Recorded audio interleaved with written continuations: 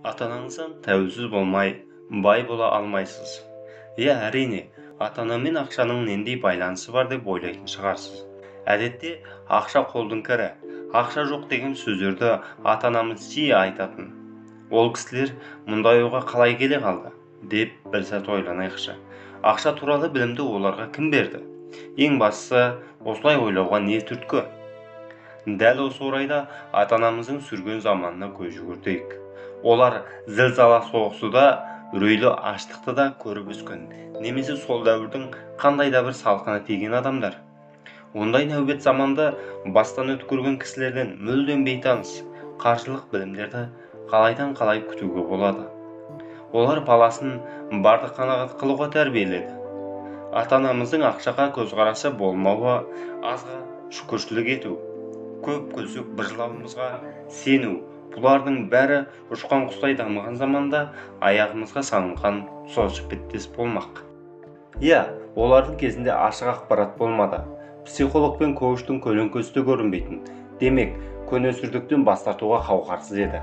Ал енді бізде сол көнесүрдікті жалғастыра беретін болсақ, онда ұтылатынымыз айдан анық. Маған осы табысың жетер дейді жақындарым. Олардың қамқорлық танытып отырғанын түсінемін, бірақ таңдау жасайтын адамның өзі яки менмін. Ата-ананың көңіліне қараған өте дұрыс. Дегенмен өз меніңізді жоғалтып алудан абай болыңыз.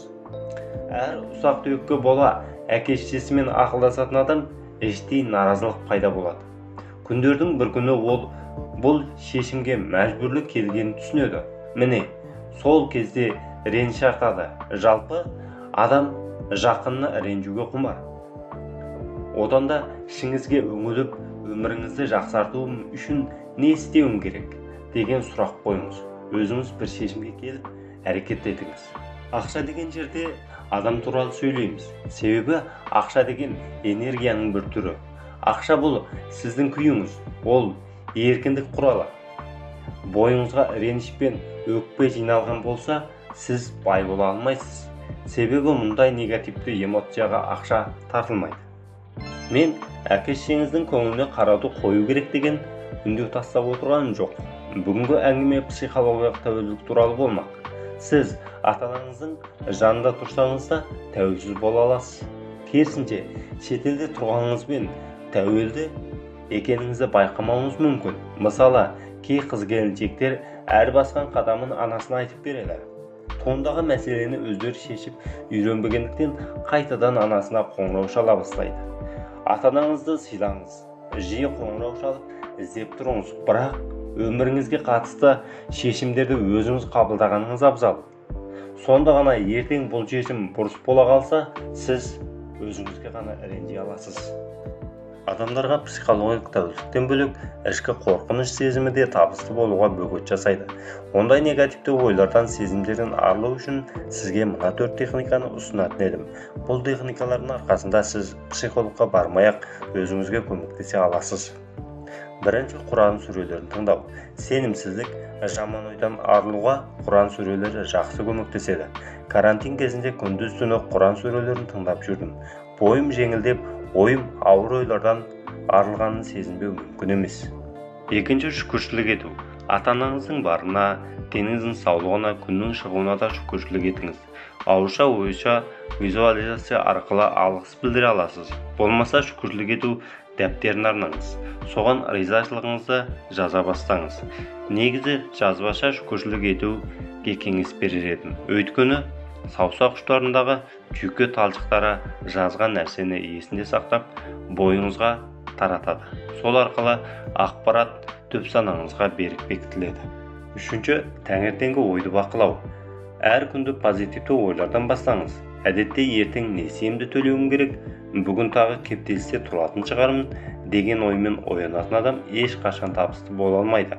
Бүгін керемет күн деген оймен күніңізді бастап, позитив толқынында болыңыз. Төртінші, ақ қағазға сыр ақтару.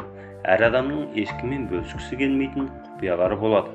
Бұрынғы өкпе реніш маза бермейді. Сол кезде неге бұлай істемедім деген үні өшпейтін диалогтан құтыла алмайсыз. Мұндайда бар сезіміңізді қағазға түсіру қажет. Ойымды сауатты жеткіздім деп бас қатырмаңыз, эмоцияңызды бақылауда ұстамаңыз. Бәрін жазып болған соң қағазды жыртып не өртеп тастаңыз. Өміріңіздегі сол бір сәтке рахмет айтыңыз. Кешір деп жүрегіңізді босатыңыз. Адам өз күш-қуатын қалыпқа келтіру керек. Ақшалай кеңістіктің пайда болуы үшін адамның ішкі кеңістігі таза, бос болуы шарт. Сонымен қатар, табыс табу туралы ойлап қана қоймай, әрекет етуді де қолға алыңыз. Дәл қазірден бастап күніне 1-2 сағат уақыт бөліңіз. Әрекет ету ең жоғарғы деңгей. Табысты болу үшін идеал уақыт болмайды. Жүгіріп үйренгіңіз келсе, жаяу жүріп бастаңыз дер едім. Табысын ұлғайта алмай жүргендердің бірінші қателігі үнемдеу. Үнемдеу арқылы ақшаңыз көбеймейді. Біз айналамыздағы барлығына ақша қиямыз да өзімізден аяймыз. Өзімізге ұнайтын, шаттық сыйлайтын нәрселерден ақша аямау керек. Әрине, тапқан табысымызға қарай қаржыңызды реттейсіз. Дегенмен, ақылға қонымды, мөлшерде қаражатты жан руханияты, жан азығы үшін жараттыңыз. Ақшалай кеңістікті кеңейту үшін алу беру процесі өте маңызды. Мысалы, достарыңызға көңіл бөліңіз. Ақшалай көмектессеңіз де, олардың өмірінен хабардар болып, қолдау көрсетіңіз. Көшеде жүргенде таксиге артық 100-200 теңге бере салыңыз. Осының бәрі алу беру процесіне жатады. Адам берген сайын өзін жақсы сезінеді. Бұл да ақшалай тәуелсіздікке жол бастайды. Тазалықты ұстануда ақша тартудың маңызды бөлігі.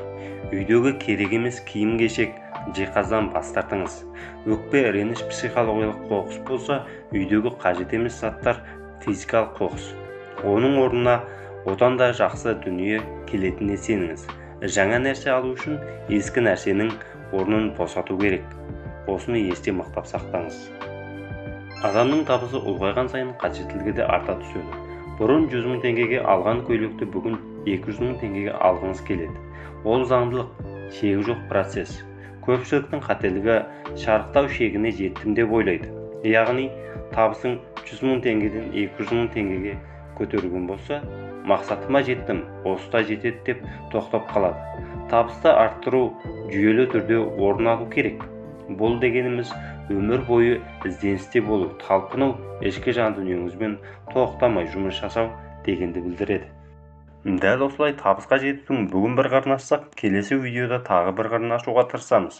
Сол үшін де өзіңіздің тұрақты дамуыңыз үшін менің арнама жазылып, қоңыраушаны басып қойыңыз. Сонда ғана менің келесі видеомда қалт жібермей көре аласыз.